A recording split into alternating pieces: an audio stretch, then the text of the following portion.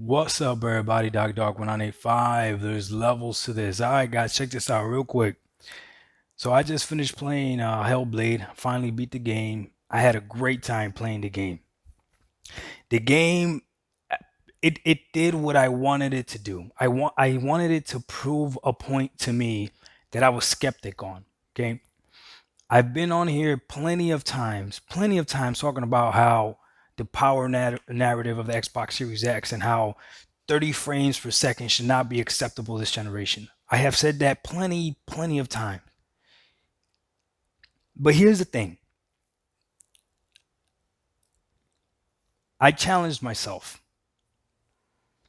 I decided to play that game in enriched mode. So Hellblade has the enriched mode, which is 4K ray tracing at 30 frames per second. It has the resolution mode, which is I think 4K 60 frames per second, and then it's got the performance mode, which is 1080p 120 frames per second, no ray tracing. I am huge on FPS. I'm huge on frames per second. Games feel better at 120 frames. Games run better at 120 frames. It is what it is. Games feel better at 60 versus 30. They run better at 60 versus 30. But what I wanted to do was I wanted to see how much does it really matter when everything else is stacked up right. So I'm here to agree with you. I am going to agree with you. Everything matters. But when we prioritize things, games matter way more than power. Say that, than power. I'm not gonna say performance. Performance is a little bit different.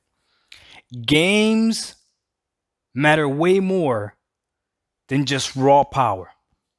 A game can run at 350 frames, be running at 4K, but if the story and the gameplay is trash, that doesn't matter. Games matter way more than power. I will give you that. With that being said, you have won a lot of your arguments against me. Congratulations. Back to Hellblade. I chose to challenge myself. Play the game in the enriched mode. Was able to see the game in 4K, ray tracing on. The game looked beautiful. Okay. Use the power of the Xbox Series X in that regard. But it ran at 30 frames, which I'm not too fond of. I played through the game to see if I could do it.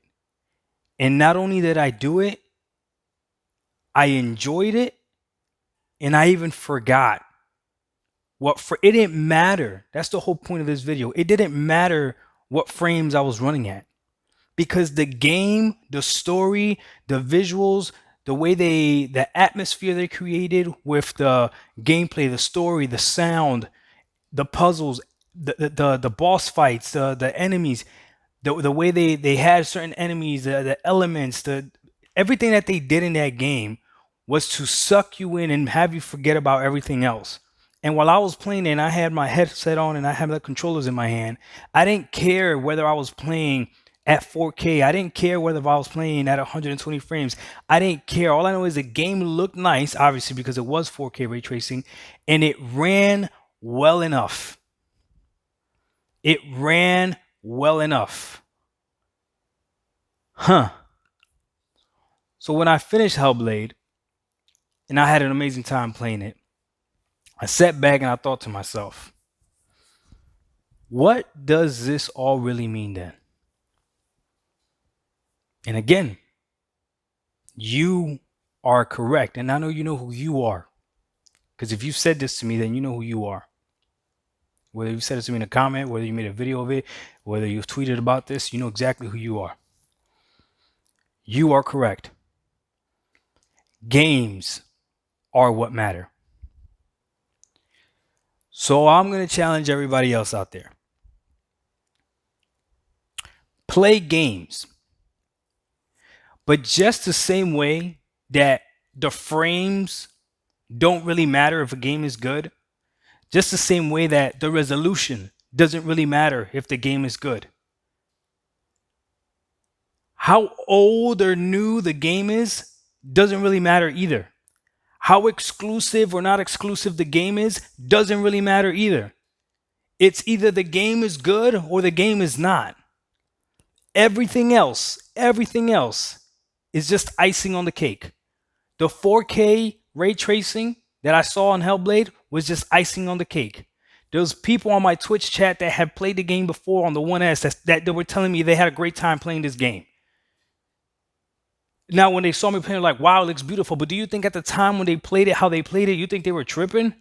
They weren't. And I've made that mistake. I remember I've said that I get to play games later on at 60 frames and you played them at 30, so I had a better experience. That's not true. And I see that now. So now when I look at the Xbox Series X, right, there is no need to get an Xbox Series X. You get an Xbox Series X if you want icing on your cake. But you could have stayed with your Xbox One X. You could have stayed with your Xbox One S. Microsoft is telling you this. You could stay with your PC, whether your PC is stronger or not. Man, if you really want, you can play on your phone. Now, I don't know how gameplay is on the phone because gameplay is very important, right? Gameplay is a little bit different than performance. Okay, is it responsive enough for you? Okay. But at the end of the day, the Xbox Series X and that whole power narrative is just icing on the cake. It comes down to games. So then, with that being said, when I look at my HellBlade experience, it has solidified why Game Pass is such a big deal for me. Because now all I care about is games. I don't care whether the title is optimized or not. I don't care whether the title is remastered or not. Did the developer, were they able to create a product that pulls me in? And what's crazy is that HellBlade only reminded me or solidified something that I already knew, because I mentioned in a previous video how Halo 2 is my favorite Halo. Halo Reach is my second favorite Halo, right? But Halo 5 is better looking than both of those Halos. In my opinion, Halo 5 looks better than both of those Halos. However, you're not going to compare in my opinion, you're not comparing the story of Halo 5 to Halo Reach. And there's just something about Halo 2 that I just really like. I like the way that you get to see the Arbiter's point of view. I think that was so dope. Again, the story, the gameplay, what they allow you to do, all that is the core of gaming. Everything else is just icing on top.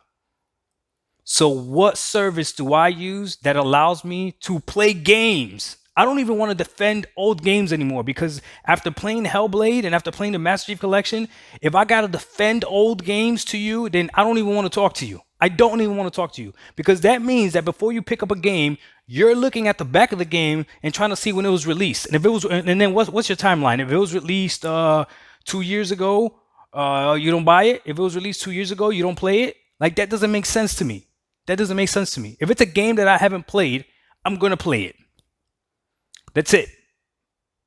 I'm going to play it. It doesn't matter when it was released. It does not matter when it was released. Now, if you claim an old game because you have played it already, fair enough. So then that means that Hellblade to me now is an old game because I played it and beat it. All the Halos to me are old games because I played them and beat them. All the Gears of Wars are old games because I played them and beat them. But you know what I haven't played yet? I haven't played Fable. I haven't played Rise. I haven't played Quantum Break. I haven't played Control. I haven't played, what's another one? Another one that got recommended to me. Ori. I haven't played none of those games. But all those games that I just mentioned are on Game Pass. And even more, or even a larger list. So I just finished playing Hellblade, and I put a poll up saying what should I play next. And last time I checked, I think Ori was winning. Ori is on Game Pass.